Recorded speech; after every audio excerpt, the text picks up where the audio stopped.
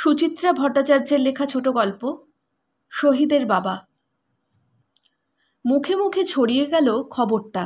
মধুপুর গ্রামের বাসিন্দা দীনবন্ধু সাহুর ছেলে রমেশ সাহু কাশ্মীর যুদ্ধে শহীদ হয়েছে। আশপাশের চা দোকান, মুদিখানা, বটতলা, বাজার, স্কুল, পঞ্চায়েত অফিস সর্বত্র আজ ঘুরে ফিরে একটাই নাম, রমেশ সাহু। রমেশ সাহু। সংবাদটা এসেছিল কাল সন্ধে। শ্যামপুর থেকে কাল বেলাবেলি ফিরেছিল দীনবন্ধু। মন মেজাজ বিশেষ ভালো ছিল না। কাল সোমবার ছিল হপ্তা পাওয়ার দিন। ঘুরিয়ে দিয়েছে হরেন পাল। গজগজ করতে করতে এসে হাত পা ধুলো। সবে চামড়ি নিয়ে বসেছে, তখনই গায়ে মিলিটারি। দীনবন্ধুর বাড়ি অবধি আসেনি মিলিটারির জিপ। রাস্তা নেই। বাঁশবাগানের ওপারে গাড়ি রেখে পায়ে হেঁটে গটমট করে হাজির দুই জলপাই রঙা উর্দি। দীনবন্ধু সাহু কি এই বাড়িতে থাকেন? মুড়ির কাশি ফেলে ধড়মড় করে উঠে দাঁড়ালো দীনবন্ধু। আগে আগে হ্যাঁ, আমি দীনবন্ধু। সঙ্গে সঙ্গে ঘটাং স্যালুট। আমরা ফোর্ট উইলিয়াম থেকে আসছি। আপনার ছেলে রমেশ সাহু? লোকটার স্বরে বুঝি হিমেল আভাস ছিল। বুকটা ধড়াস করে উঠেছিল দীনবন্ধুর। তার ঊর্ধ্বতন 14 পুরুষে কেউ কখনো মিলিটারিতে যায়নি। ছেলেও সেনাবাহিনীতে যোগ দিয়েছে মাত্র 7 মাস। এদের রীতি প্রকরণ সম্বন্ধে তার কোনো ধারণাই নেই। লোকটার কথার মাঝপথেই তার গলা থেকে শব্দ ছিটকে এলো। কী হয়েছে আমার রমেশের? টুপি খুলল লোক দুটো।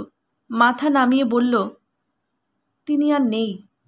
বিহার রেজিমেন্টের 5 নম্বর ব্যাটালিয়নের বীর সিপাহী রমেশ সাহু রণক্ষেত্রে বীরের মৃত্যু বরণ করেছেন গত 17ই জুন। আরও কী সব যেন বলে যাচ্ছিল লোক দুটো। কীভাবে বরফের মাঝে পাহাড়চূড়া দখলের লড়াইয়ে অসীম শৌর্য দেখিয়েছে রমেশ। কতগুলো শত্রু সৈন্যকে সে খতম করেছে। গুলি বুকে নিয়েও সে দমেনি। একা হাতে রক্ষা করার চেষ্টা করেছে বাংকার। 7 দিন পর তার দেহ উদ্ধার করা হয়েছিল। হিন্দু মতে দাহকার্য সারা। সেনাবাহিনীর তরফ থেকে আবার সময় মতো যোগাযোগ করা হবে পিতা দীনবন্ধু সাহুর সঙ্গে। রমেশ সাহুর শেষ স্মৃতিচিহ্ন পৌঁছে দেয়া হবে। এত কথার কিছুই যেন দীনবন্ধুর কানে প্রবেশ করছিল না। আধার ঘনিয়ে এলো চোখে। টলতে টলতে উঠোনে পড়ে গেল। সনকা ছুটে বেরিয়েছিল ঘর থেকে।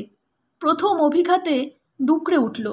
তারপরই কি বুক চাপড়ানি আর আছাড়ি পিছাড়ি। দীনবন্ধুর বুড়িমা চপলাবালা কাঁপা কাঁপা পায়ে দাঁড়িয়েছিল দাওয়ায়। কি ঘটেছে বোঝামাত্র তারও কণ্ঠ চিরে খোনা খোনা বিলাপধ্বনি। ভজন হরি শ্যামাও সুর তুলেছে। শ্যামা কাঁদছে অঝরে, ফোঁপাচ্ছে 2 ভাই। গ্রামে মিলিটারির জিপ সচরাচর ঢোকে না। এই মধুপুর গ্রামে তো কোশমিন কালেও না। হয়তোবা সেই কারণেই গোটা মধুপুর ভেঙে পড়েছিল 2 ফৌজির পিছু পিছু। গোল গোল চোখে শুনছিল মিলিটারির বার্তা। নিজেদের মধ্যে ফিসফাস করছিল। সামরিক উর্দিরা বিদায় নিতেই তারা ঘিরে ধরেছে দীনবন্ধুর পরিবারকে। কেউ বা দীনবন্ধুকে ওঠানোর চেষ্টা করছে, কেউ সনকাকে সামাল দিচ্ছে।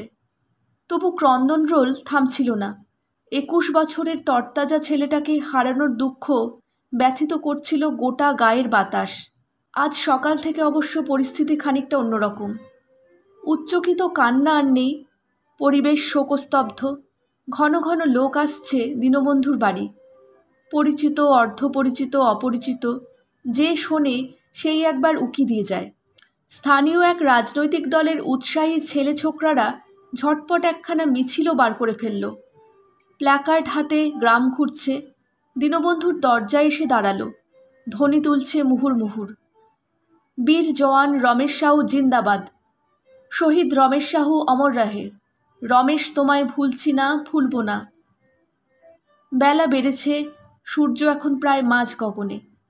এবার যদিও আষাঢ় মাসে বর্ষা হচ্ছে খুব।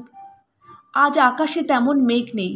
রোদ বেশ চড়া, গা হাত পাও জ্বলে যায়। গুমোটো বেড়েছে বড়। গাছের পাতা পর্যন্ত নড়ছে না। দীনবন্ধুর খড়ের চালার সামনেটায় এখনও বড়সড় জটলা কোলাহল। বাচ্চা কাচ্চাও আছে অনেক। ঘুরে ঘুরে তারা উত্তেজনার আঁচ পোহাচ্ছে। কাঁচা উঠোনের একেবারে মধ্যিখানে দীনবন্ধু শোকার্ত মুখখানিতে এখন রীতিমতো ঘোর লাগা দশা। চারদিক থেকে অজস্র প্রশংসা বাক্য উচ্চারিত হচ্ছে রমেশের নামে। হাঁ করে শুনছে, একেবারে নীরব সে নেই, কথা বলছে টুকটাক। হঠাৎ মৃদু শোরগোল উঠল। প্রায় ছুটতে ছুটতে আসছে পঞ্চায়েত প্রধান কাম গাজীপোতা উচ্চ বিদ্যালয়ের ভূগোল শিক্ষক দিবাকর ঘোষ। চেঁচাচ্ছে, তড়িৎবাবু আসছেন, তড়িৎবাবু আসছেন। বলতে বলতেই পৌঁছে গেছে তড়িৎ ব্যানার্জি, স্থানীয় এমএলএ, উলুবেড়িয়া কলেজের অধ্যাপক, মাঝবয়সী, বাড়ি কাছেই অনন্তপুর। পরনে ট্রাউজার শার্ট, হাতে শ্বেতশুভ্র পুষ্পস্তবক। সসম্ভ্রমে সরে দাঁড়িয়েছিল লোকজন। ফুলের গোছা হাতে তুলে দিয়ে ভারী অন্তরঙ্গ ভঙ্গিতে দীনবন্ধুর কাঁধে হাত রাখল তড়িৎ। সমবেদনা মাখানো স্বরে বলল, তোমায় যে কি বলে সান্ত্বনা জানাবো, ভাষা খুঁজে পাচ্ছি না। রমেশ আমাদের গোটা কনস্টিটিউয়েন্সিকে গর্বিত করল। নেতাদের করস্পর্শে বোধহয় বিশেষ কিছু থাকে। দীনবন্ধুর শোকটা নতুন করে চাগার দিয়ে উঠল। কালো কালো খসখসে চামড়ার মানুষটা ফোঁপাতে ফোঁপাতে বলল, আমি এখনও বিশ্বাস করতে পারছি না বাবু, আমার রমেশ। একদম চোখের জল নয়। জানো তুমি কে? আমাদের দেশমাতৃকার বাহাদুর সন্তানের বাবা তুমি। আজ রমেশের জায়গায় আমার ছেলে যদি যুদ্ধে মারা যেত, আমি নিজেকে পরম সৌভাগ্যবান মনে করতাম। আমি তোমাকে ঈর্ষা করি। কি যেন নাম তোমার? হ্যাঁ, দীনবন্ধু। দীনবন্ধু, তুমি ধন্য। দীনবন্ধুর বুকে এখনও চাপ ভাবটা অনড় হয়ে আছে বটে, তবু যেন সে চোরা রোমাঞ্চ অনুভব করল। কোথায় এমএলএ বাবু আর কোথায় গরিব দিনু মিস্ত্রি? আজ কি সব তুল্যমূল্য হয়ে গেল? যুদ্ধে মরে রমেশ এত উঁচুতে উঠিয়ে দিল তাকে। তড়িৎ পাশে দাঁড়ানো দিবাকরকে নিচু গলায় জিজ্ঞেস করল, দিবাকর যেন কি করে? কাঠের কাজ। ছুতোর? সূত্রধর। তড়িৎ গলা ছাড়ল, শিল্পী। বাহ বাহ, শিল্পীর সন্তান দেশের জন্য যুদ্ধ করেছে, ভাবা যায়? দীনবন্ধু নুয়ে পড়ল, মিনমিন করে বলল, আজ্ঞে আমি তেমন কিছু নই। শ্যামপুরে পালেদের ফার্নিচারের দোকানে রোজ হিসেবে খাটি। ঠিক আছে, ওই হলো। নিজের হাতে বানাও তো কিছু নাকি? আজ্ঞে তা বানাই, টুল, চেয়ার, তক্তপোষ। ওই তো উঠোনে কাঠ রেখেছি। ঘরেও কাজ করি অল্প স্বল্প। অতি উত্তম। ছেলে মেয়ে কটি? 4টি। বলেও শুধরে নিল দীনবন্ধু। শ্বাস ফেলে বলল, আজ্ঞে এখন তো 3টি। পড়াশুনো করে তো সব? ছোট দুটো এখনও তো পড়ছে। একজন 5 ক্লাসে, একজন 7। মেয়েও 7 ক্লাস অবধি পড়েছিল। দীনবন্ধু মাথা নামালো। স্কুল বিল্ডিং ফি চায়, দিতে পারিনি। এক ঝলক দিবাকরের দিকে চোখ রেখে নিল তড়িৎ। কত বয়স হলো মেয়ের? আজ্ঞে 17। এই তো বড় ছেলের পরেই। বিয়ের যুগই হয়ে গেছে। তো দিয়ে দাও বিয়ে। একজন শহীদের ঘর থেকে মেয়ে পাবে, এ তো যে কোনো ছেলের ভাগ্যের কথা। বলতে বলতে আবার তড়িতের দৃষ্টি দিবাকরে। কর্তৃত্বের সুরে বলল, শুনুন, সরকার তো দীনবন্ধুকে যা দেয়ার দেবেই। আপনারাও লোকালিটি থেকে কিছু অ্যারেঞ্জ করুন। অবশ্যই। ভাবছিলাম যদি একটা রমেশ সাউ ফান্ড খোলা যায়। ভাবনা কম, কাজ বেশি। ঢিলেমি করবেন না। লোকাল পিপলের সেন্টিমেন্ট থাকতে থাকতে আমার নামে 501 ধরবেন। ছোটো মোটো একখানা অনুষ্ঠানেরও আয়োজন করুন। সেখানে রমেশ সাউর স্মৃতিতর্পণও হবে, দীনবন্ধুকেও আমরা অভিনন্দন জানাবো। ওই দিনই লোকসমক্ষে দীনবন্ধুর হাতে টাকাটাও তুলে দেওয়া যাবে। মানুষ বুঝুক কারা দেশের সুসন্তানের জন্য ভাবে। শেষ বাক্যটি উচ্চগ্রামে বলেই আবার তড়িতের গলা খাদে। ওরা এখনো আসেনি না? বেটেখাটো দিবাকর দ্রুত ঘাড় নাড়ল। আরও নিচু গলায় বলল, এখনো তো না। ওরা কারা, কেন এখনো আসেনি, ওদের আসা না আসার অর্থ কি বুঝতে পারছিল না দীনবন্ধু। তবে ভারী অভিভূত হয়ে পড়ছিল সে। একবার বিধায়ক, একবার পঞ্চায়েত প্রধান, পেন্ডুলামের মতো ঘাড় ঘুরছে তার। তড়িৎ ব্যানার্জি ব্যস্ত মানুষ, কোথাও তাকে দুদণ্ড স্থির দেখা যায় না। আজ তার তাড়াহুড়ো নেই একটুও। দিব্যি অলস মেজাজে কথা বলছে উপস্থিত জননেতার সঙ্গে নানান বিষয়ে। রমেশ সাহু, যুদ্ধ, দেশপ্রেম, আন্তর্জাতিক রাজনীতি, প্রতিটি শব্দে ফুটে উঠছে দেশভক্তি। সীমান্তে আহত নিহত সৈন্যদের জন্য মমতা, সহানুভূতি। কি করে কার্গিলে এত অনুপ্রবেশকারী ঢুকে পড়ে, কেন শয়ে শয়ে অমূল্য প্রাণ বিনষ্ট হয়, তাই নিয়ে তার ক্ষোভ বিস্তর। বর্তমান যুদ্ধের পেছনে কি গভীর দেশি বিদেশি রাজনৈতিক চক্রান্ত লুকিয়ে আছে, তা বোঝাতেও কসুর করল না সে। শ্রোতারা মন্ত্রমুগ্ধের মতো শুনছে, ক্ষণে ক্ষণে উদ্দীপিত হচ্ছে, শিহরিত হচ্ছে। সহসা বাঁশবাগানের ধারে এক লাল মারুতি ভ্যান হুড়মুড়িয়ে নেমে আসছে জনা 4-5। একজনের কাঁধে বড় ভিডিও ক্যামেরা, টিভির লোক। কুচো কাচার দল পোঁপো করে ছুটেছিল সেদিকে। একজন হ্যাট হ্যাট করে খেদাচ্ছে তাদের। প্রায় সঙ্গে সঙ্গেই আরও 2 তরুণের আবির্ভাব। তাদেরও একজনের কাঁধে ক্যামেরা ঝুলছে, সংবাদপত্রের প্রতিনিধি। কলরব উঠল একটা। যাক, 2টো মিডিয়াই একসঙ্গে এসে গেছে তাহলে। সংবাদপত্র আগে পৌঁছে গেল দীনবন্ধুর কাছে। তড়িৎ ঘড়ি দেখতে দেখতে বলল, কি হে বাদল, তোমরা লেট করলে যে?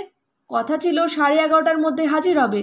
দিনরাত পত্রিকার আঞ্চলিক সংবাদদাতা কি যেন বলতে যাচ্ছিল, তার আগে টিভি গোষ্ঠীর অগ্রবর্তী যুবকটি গলা ওঠালো, হোয়াট আ মেস!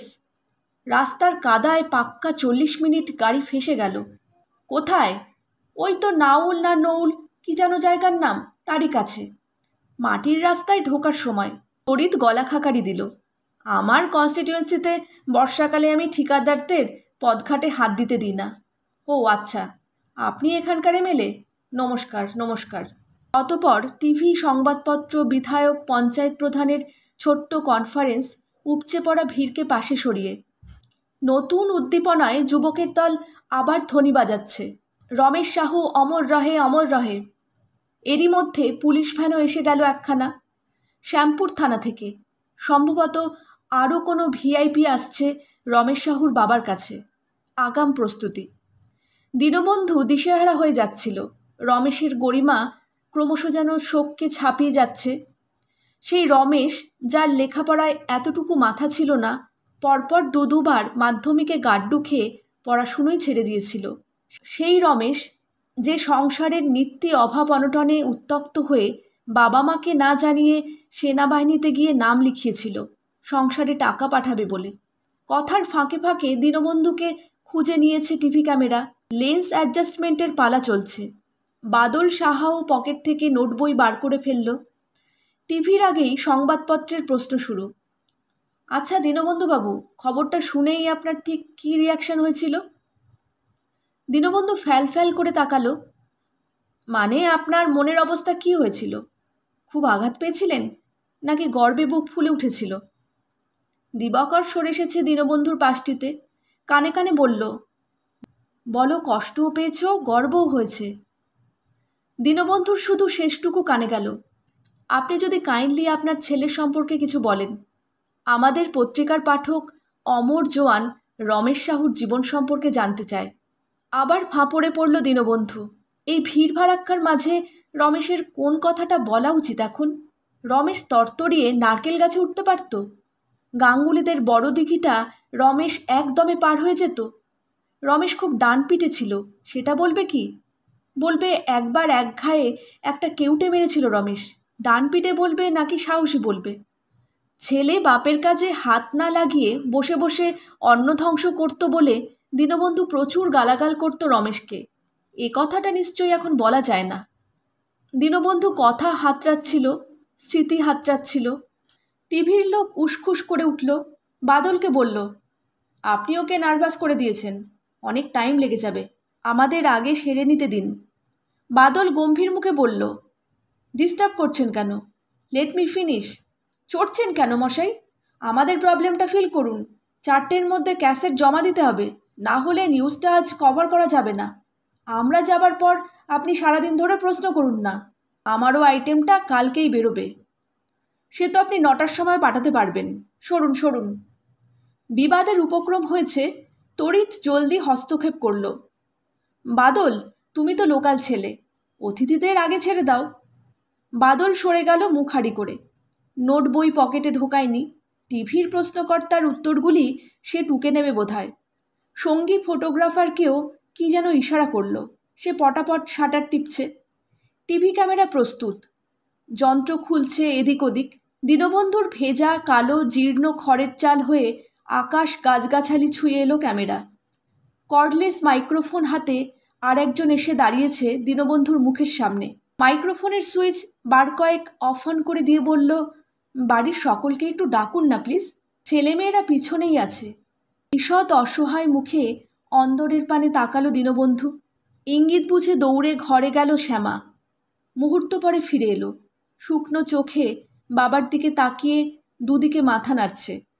দিবাকর বলল, থাক না ভাই, আবার ওদের টানাটানি কেন? প্রশ্ন যা আছে দীনবন্ধুকেই করুন। টিভির লোক খুশি হলো কি বিরক্ত ঠিক বোঝা গেল না। পেশাদার ভঙ্গিতে মুখে মাইক্রোফোন ধরেছে। আচ্ছা দীনবন্ধুবাবু, আপনার ছেলের যে এই জ্বলন্ত দেশপ্রেম, এর প্রেরণা উনি পেয়েছিলেন কোত্থেকে? দীনবন্ধু হকচকিয়ে গেল। তড়িৎ তাড়াতাড়ি বলে উঠেছে, এক সেকেন্ড, আমার একটা কথা ছিল, সেটা প্রথমে বলে নিই। আমরা একটা রমেশ সাহু ফান্ড খুলেছি। জনগণই খুলছে, আমি শুধু ইনিশিয়েটার।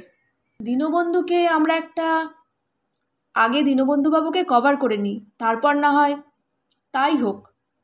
তড়িৎ কাঁধ ঝাঁকালো, সামান্য আহত যেন। বলল, আপনাদের প্রশ্নের সিলেকশন ভালো নয়। দেশপ্রেমের আবার প্রেরণার কি আছে? প্রতিটা নাগরিকই তো দেশকে ভালোবাসে। টিভির লোক কথাটা গায়ে মাখল না। মাইক দীনবন্ধুর দিকে বাড়িয়ে বলল, রমেশ সাহু কবে নাগাদ কার্গিল গিয়েছিলেন? দীনবন্ধু এবার নতুন ধন্দে আমতা আমতা করে বলল, আগে আমি তো ঠিক জানি না। উনি আপনাদের চিঠি দিতেন না? না মানে, রমেশ তো মিলিটারিতে ঢুকলোই গত পুজোর পর। দুটো চিঠি লিখেছে এর মধ্যে। শেষ চিঠি কবে পেয়েছেন? এই বৈশাখ মাসে, ওই যে বড় ঝড়টা হলো না, ঠিক তার আগের দিন। তাতে কি লিখেছিলেন? ওকে কাশ্মীর পাঠানো হচ্ছে? ও তো কাশ্মীর দেশেই ছিল। কাশ্মীরের ঠিক কোন জায়গায় ছিলেন উনি? বাটালি, কার্গিল, মাস্কো না দ্রাস? আগে সে তো আমি বলতে পারবো না। কোন চূড়ো জয় করতে গিয়ে উনি প্রাণ হারালেন? টালোলিং না টাইগার হিল? আগে মিলিটারির লোক কাল কি যেন একটা নাম বলল, আমার ঠিক মনে নেই। প্রশ্নের পর প্রশ্ন চলছে। দীনবন্ধু সপ্রতিভ হয়েছে অনেক।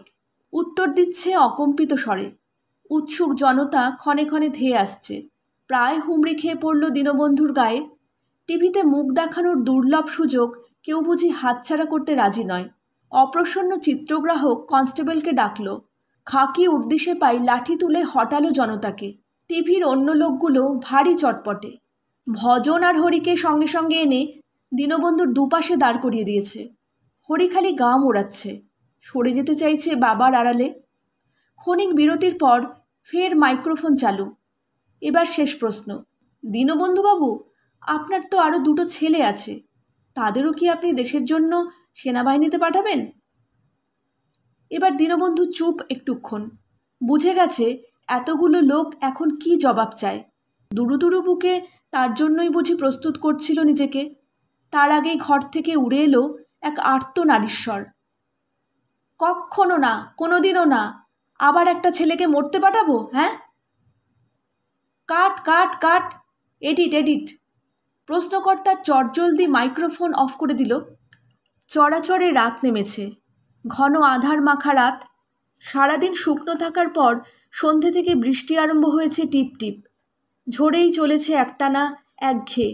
বাতাস বইছে অল্প অল্প, তেমন বলার মতো কিছু নয়। ব্যাঙ ডাকছিল। দীনবন্ধুর ঘরে আজ চুলো জ্বলেনি। দুপুরে প্রতিবেশী নন্দদের বাড়ি থেকে ভাত এসেছিল। সনকা দাঁতে কুটোটি কাটেনি। ছেলে মেয়েদের সঙ্গে বসে দীনবন্ধু একটা দুটো দানা খুঁড়ছিল শুধু। রাতের জন্য যৎসামান্য চিড়ে ভিজিয়েছে শ্যামা। পেট বড় বালাই। ঘরে টিম টিম হ্যারিকেন জ্বলছে একখানা। তক্তপোষের কোণায় এখনও নিথর সনকা। ভজন আর হরি তার পায়ের কাছে গুটিসুটি মেরে শুয়ে। শ্যামা কি যেন খুটুর খাটুর করছে মেঝেতে পড়ে। চপলাবালা দাওয়ায়, ঢোলকলমির বেড়ার ধারে ছায়া, গাঢ় আঁধারে গাঢ়তর। এক মানুষের অবয়ব যেন।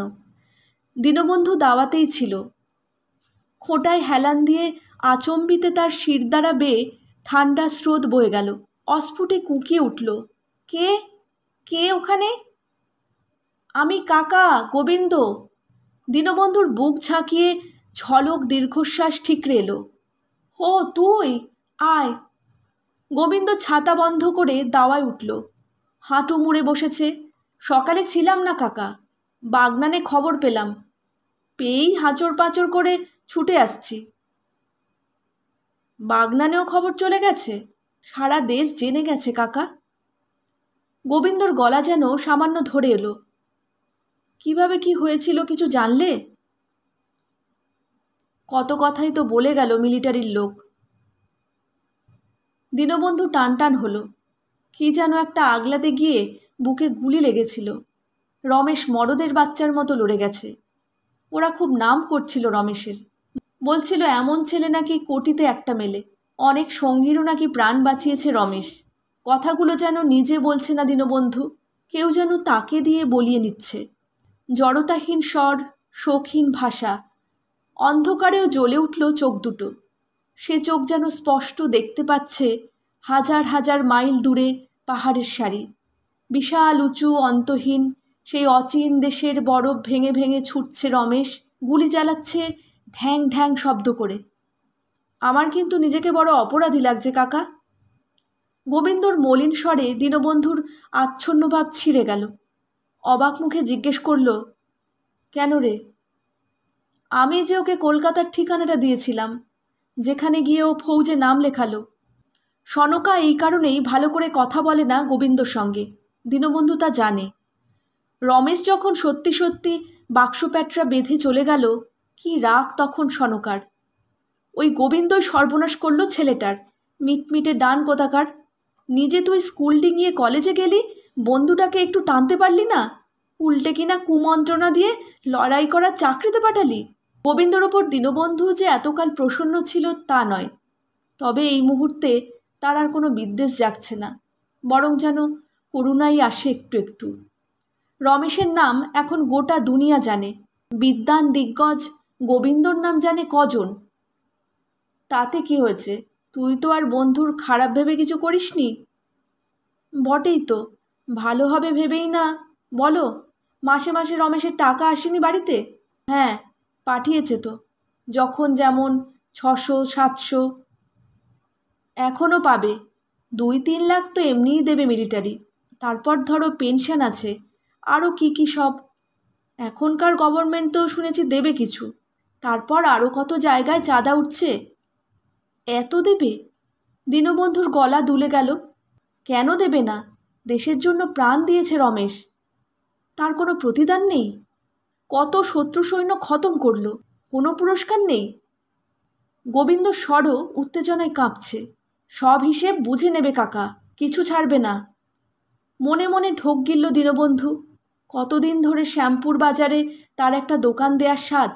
সাপুইদের কাঠগোলা থেকে বাছাই সেগুন কাঠ কিনে এনে বাহারি ইংলিশ খাট বানাবে। শ্যামার ভালো ঘরে বিয়ে দিতে হবে। ভজন হরির জন্য মাস্টার রাখতে পারলে ভালো হয়। রমেশের মতো তাহলে স্কুল পেরোতে গিয়ে আর ঠেকবে না। চালাটাকে সারাতে হবে ভালো করে। ক্ষণিকের ভাবনা ক্ষণিকেই ছিঁড়ে গেল। চপলাবালার স্বর বাজছে, দিনু রে, ও দিনু, একটা কথা বলবি আমায়? আবছায়ায় কুণ্ডলি পাকানো জড়তি দেহটাকে সঠিক ঠাউর করতে পারল না দীনবন্ধু। আন্দাজ মতো তাকালো। কি কথা? আমাদের রমেশ যাদের মেরেছে তাদের সব বয়স কেমন ছিল রে? শ্যামা দরজায় এসে দাঁড়িয়েছে। বলল, দাদার বয়সই তো হবে। বুড়ো হাবড়ারা কি আর যুদ্ধে যায়? ও, তারাও তবে সব বাপ মার কোল খালি করে। তাদের ঘরেও কি আমাদের মতো? দুম করে একটা ধাক্কা খেলো দীনবন্ধু। যে দেশকে সে চেনে না, জানে না, সেখানে পাহাড় আছে না জঙ্গল, মরুভূমি আছে না তাদের মতো মধুপুর গ্রাম, কিছুই তার জ্ঞান বুদ্ধির আওতায় নেই। সেই দেশের কোনো এক কাল্পনিক দীনবন্ধু সনকার কথা ভেবে বুকটা মুচড়ে ওঠে কেন? সে ছেলেগুলো এদেশে শত্রু হতে পারে, ও দেশে তো তারা দেশপ্রেমিকই। নাকি নিছকই এক রমেশ চাকরি করতে যুদ্ধে চলে যায়? যে যাই বলুক, রমেশ যে কতখানি দেশের টানে যুদ্ধে গেছে তা দীনবন্ধুর চেয়ে বেশি আর কেই বা জানে। পরদিন কাজে গেল না দীনবন্ধু। কালও রাতে ঘুম হয়নি। ছেঁড়া ছেঁড়া তন্দ্রায় তাল বেতাল স্বপ্ন দেখেছে শুধু। এখনও মাথা ঝিমঝিম। দাওয়ায় বসে থাকতে থাকতে ধুত্তেরি বলে উঠে পড়ল একসময়। নন্দকে নিয়ে সোজা চলে গেল হটুগঞ্জ, শশী চক্রবর্তীর বাড়ি। শশী চক্রবর্তী গরিবের পুরুত, খাই কম। বাজারে ছোট তেলেভাজার দোকান আছে তার। বিকেলে খোলে, সকালে ক্রিয়াকর্ম পূজা অর্চনা করে বেড়ায়। শশী চক্রবর্তী বাড়িতেই ছিল। দীনবন্ধুর বাসনা শুনে মাথা চুলকোল। শ্রাদ্ধ শান্তি তো একটা করতেই হয়। কবে যেন মৃত্যু ঘটেছে রমেশের? আগে গেল ইংরেজি মাসের 17। তাহলে তো 16 দিন হয়ে গেল রে। অবকাতে মৃত্যুর 3 দিনেই কাজের বিধান। দীনবন্ধু নন্দের দিকে মুখ চাওয়াচাই করল। নন্দ বলল, রমেশ তো অপঘাতে মরেনি ঠাকুরমশাই, সে তো মরেছে বীরের মতো।